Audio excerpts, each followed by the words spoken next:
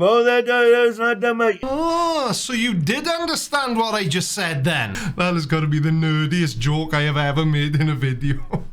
A longtime friend of this channel, RT, asked a really good question and said, hey, Lucky, you want to address this theory about the Earth rising up through space to create what the magical, mystical force that people call gravity? Oh, perfect. Just what I need on a Monday morning. And why is it so difficult for flat earthers to believe that the Earth is traveling through space, but it's easy for them to believe that the Earth is flat and traveling upwards? How? Maybe my new friend Lucky is going to explain it to me. Blah, blah, blah. Please subscribe. Lots of schools of thought on what causes things to fall, mainly what causes the vector. A vector is a quantity that has both magnitude and direction, and in the context of gravity, magnitude is the strength of the gravitational force. Now on Earth it's roughly 9.8 meters per second squared, and the direction is the direction that points towards the center of Earth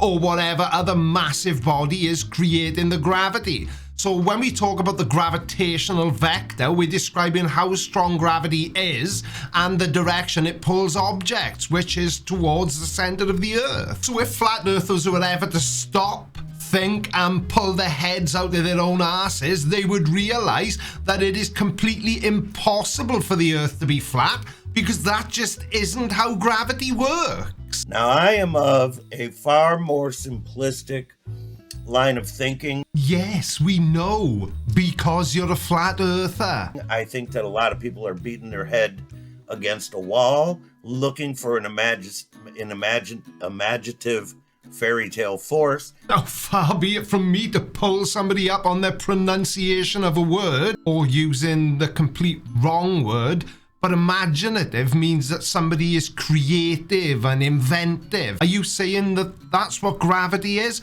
Or did you mean to say that it's an imaginary force? Which it isn't, but, you know, let's pay attention to the details, shall we? That is simply not needed, of course, unless you want to pretend that you live on a fairy tale globe Earth. That's such a stupid thing to say, even for a flat earther. We need gravity, trust me. We don't need gravity here in reality. It is, in fact, density and buoyancy that sort everything out. Somebody's an Eric Dubay fanboy then. Again, that's a really stupid thing to say. If it's all density and buoyancy, answer this question. If I was holding a tennis ball in my hand now and I let go of it, how does it know to fall down then? Because using your own logic, the ball is more dense than the air around it, but that would apply to the air around it in every direction. How does the ball know to fall down? Of course, the globe side chimes in, not really using too much critical thought, what a shocker, and say, well, that's ridiculous. If we dropped a rock out of an airplane, it should fall upwards because the air is thinner as you go up. Okay, so that's a different example to the one I gave, but the same thing still applies. How would that rock know that it needs to fall down and not up where the air is less dense? That's what happens when the human mind is subjected to such nonsense as the globe Earth and saturated with a lifetime of indoctrination and social engineering propaganda to support that wackadoodle concept, that scientific impossibility, that fairy tale globular planet. Now, so you're not going to explain your logic to us then, Lucky. You're just going to do what every other flat earther on the planet does and say, gravity isn't real. I don't know how it works, but I do know that it doesn't work the way that all of science explains it. Lucky gonna put his money where his mouth is, like I always do, and say, no, it's not a bunch of horse shit. The density and buoyancy take care of it. I'm gonna provide you some demonstrable proof. Okay, so you watch Level Earth Observer as well then? Go on then, demonstrate it to us. Again, it seems like a lot of people don't know what the word demonstrable means or demonstrate means. Instantly people go, well, that means you better pull out and do the demonstration. The majority of demonstrable science, folks, you really don't have to do the demonstration because you can do it in your head. So you are gonna demonstrate that gravity doesn't exist by not demonstrating that gravity doesn't exist. Call this morbid curiosity, but I can't wait to see what you're gonna say next. And you just said people don't understand what demonstrable means. So let's talk about density and buoyancy. Now, when you drop a rock out of a plane, and the Globers want to go, if we didn't have gravity, it would fall up. Of course, skewed logic, lack of logic and reason, lack of critical thinking ability, most important, a giant big blue ball in their head that is skewing them from finding any critical thinking abilities and any ability to comprehend the conversation itself. There's no way this guy's a real flat earther. I haven't fallen for somebody who's just doing it satirically, have I? Because we've all heard flat earthers say stupid things, but this guy's taken it to a whole new level. And me personally, I'd rather have a big blue ball in my head than the rocks you've clearly got. Now, let me tell you this. If you take a rock and in the air and you drop it, how about I remind everybody that that didn't happen naturally? That took a mechanism. It took a human being. It took somebody to remove that rock from its place where it sat peacefully as it had found and located its particular place in the density gradient, correct? Somebody picked that rock up, took it up in a plane, and dropped it. Right, I'll be perfectly honest, I have no idea how to answer him on that one. What a stupid thing to say, which doesn't really come as much of a surprise, I know. But let's think about things that don't involve human intervention, like, I don't know, rain, waterfalls. How does the water know to fall? Because if there was no such thing as gravity, when water came over the top of a waterfall, it would just kind of float around in midair because it wouldn't know which way to fall without gravity acting upon it. He said if the Earth wasn't a ball and we didn't have gravity, it would go up. Not a chance, folks. Well, I don't think it would go up. Now, when we say would the ball or the rock in this case go up, left, right or down, we are just pointing out how completely insane it is to say what you're saying. If somebody was to drop a rock out of an aeroplane and there was no such thing as gravity, then that rock would just sort of hang there because there would be nothing acting upon it, telling it which way. This is such a stupid video. To me, this has always been clear. However, I do not display doubt or negative connotations to anybody who is searching that topic and digging for mechanisms to create a vector. I understand the line of thinking. I'm just telling you that what we see in reality, what handles the job, is density and buoyancy. Now, you know, earlier in the video I mentioned that in terms of gravity, the vector is magnitude and direction, with magnitude being the strength of the gravitational force and the direction, well, being the direction. And it's roughly 9.8 meters per second squared. So what exactly is the mathematical explanation of buoyancy and density doing exactly what it is we know that gravity is doing? Now, we wouldn't expect a rock when dropped out of a plane to fall up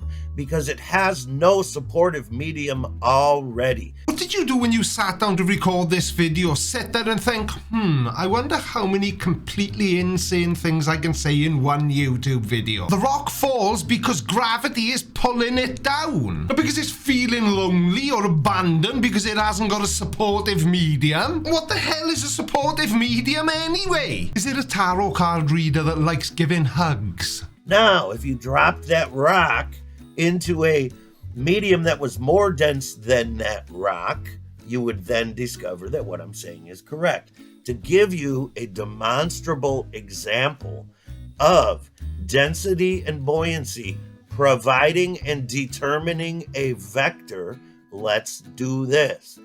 Keep it simple, stupid. You do realize that talking to yourself is the first sign of insanity, don't you? Take a 55-gallon drum folks. Stand it up in your yard. Again, you don't have to do this experiment because we all know what's going to happen.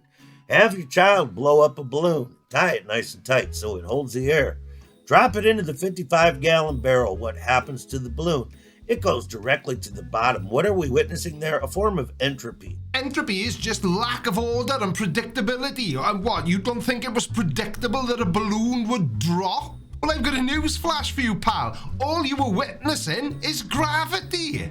The balloon, it doesn't have a medium dense enough to support it, so it will descend until it finds a medium that can support it. No, it won't. The balloon will drop even into a 55-gallon oil drum because gravity is acting upon it, and it stops when it reaches the lowest point. No, let's continue our thought experiment. Thought experiment. So now we know and we've established that the balloon is more dense than the air, so it proceeded to seek a relative density to its density, so it went downwards in search of that relative density. Ah, yes, but the juxtaposition of interstellar paradigms within the quantum flux creates an enigmatic convolution of pseudo-intellectual verbosity. Now, if anyone tries to argue with that, you'll know they're bluffing. Oh, that's not that much. Oh, so you did understand what I just said then? That has got to be the nerdiest joke I have ever made in a video. And now here's where we talk about demonstrable proof of vector being determined by buoyancy and density. Awesome, and I am so ready for that. What about you watching this now? Leave the balloon in the bottom of the 55-gallon drum. Okay. Go get your water hose and fill up the drum. Right. What happens to the balloon? It floats? It went up, didn't it, Globers? What caused the balloon to go up? The water. Certain things like gas molecules will fly in all directions and not follow these rules as it rapidly seeks its entropy or seeks its equilibrium. You don't know what entropy means, do you? But yeah, basically, you know, my stance on it all, of course, I don't think the Earth is moving in upward. Of course, that's a bunch of horse shit. We live on a flat and stationary plane. Buoyancy and density is what creates the density gradient that we live in, okay? It's just like weight. Weight is not a real thing. Your weight is based on the medium that you are in. Oh, so weight isn't the force exerted by gravity on an object, which is calculated by multiplying the mass of the object by the acceleration due to gravity. But you did get something right. Well, half right, I should say. Now, when you're in water, the water exerts an upward force called buoyancy force. Hang on a second. Buoyancy's an upward force? Well, I didn't know that. So that means that every single thing you explained in your video is completely wrong and really stupid. Well, what a shocker. Oh, you're still here then. I hope you enjoyed this video and maybe even learned something new. If you did, then you'll probably enjoy this video as well. Don't forget to hit the like button if you haven't already and subscribe if you're new. And I will see you all again very soon or in a few minutes if you do decide to watch this recommended video. Love you, bye.